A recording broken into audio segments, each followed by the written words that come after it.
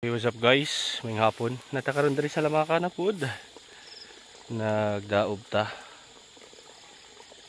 para abugon ang mga peste, ang mga buwag.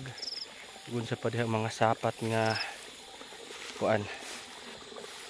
Mo dagmal sa atong lamakan. So, natakaroon diri.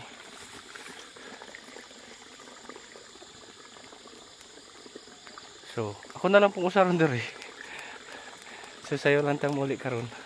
Kaya basig na po'y magkikik, magkuha.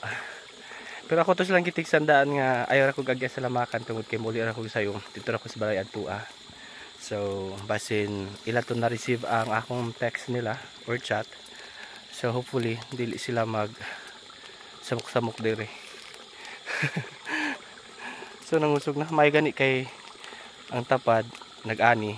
So, ang mga uhot may akong gidauban. So, libreng paasok. Diba? So, hopefully by end of November or first week or second week sa December makapaanita or unsa ba. And hopefully bago mag New Year makapaanita para bongga. Uy, bongga ang atong New Year. So, as you can see, wala pa ko gadaob ganiha, nagpaingon pa ko diri. Kana din ang adapit, nag-fog na siya, murag na aso.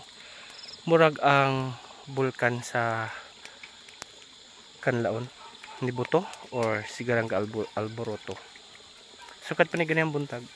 Siguro katong ganyan buntag gafag to siya pero kauban ato niya murag aso binuga gikan sa bulkan.